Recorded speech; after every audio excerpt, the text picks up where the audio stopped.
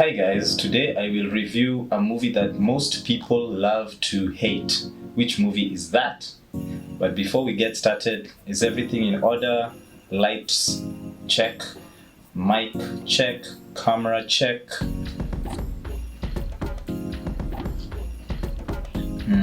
This is a mix of whiskey, Americano and 2 ground aspirins. Check. Kidding, it's just a mocha. Anywho, which movie has received a lot of flack from everybody who loves movies? And the thing is this, I keep saying we need to do away with unnecessary sequels, unnecessary remakes, and when it comes to games, video games, unnecessary remasters, too soon sequels, and so on. Today I review Joker 2. Yes, 2024, that was last year, movie by Todd Phillips. And that's why I say it's good to quit while ahead. Todd Phillips did a fantastic job with the first movie, which kind of swept a number of awards, both mainstream and independent, giving Joaquin Phoenix a Best Actor Oscar.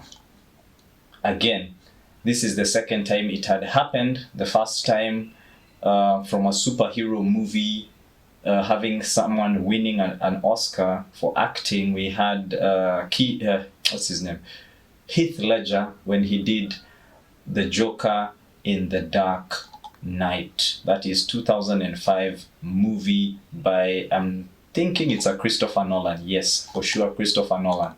So we have Joker, Folie, Deux. I don't know if that's how it's pronounced, or as Kenyans would say, maybe Folie Deux. So it's the sequel to the first movie. They decided somewhere along the lines of workshopping this screenplay and production to make it a musical, which was totally disastrous because I don't believe anything about this movie screams musical. And the movie is unnecessarily long. It's a whopping 138 minutes. That's a bit over 2 hours, but it feels more like 4 hours.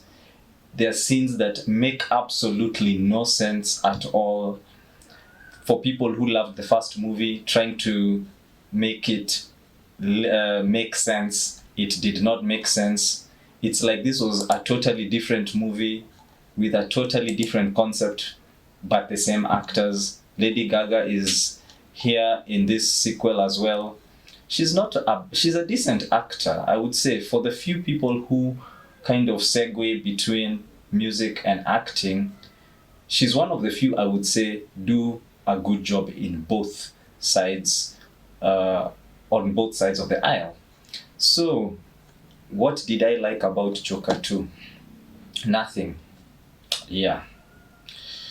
I actually watched it in the big screen, which maybe was a very big mistake. If you've seen many of my reviews, I usually urge people to watch critically detrimental movies in the big screen because you're likely to hate it less given the ambience, the effects, surround sound, IMAX quality.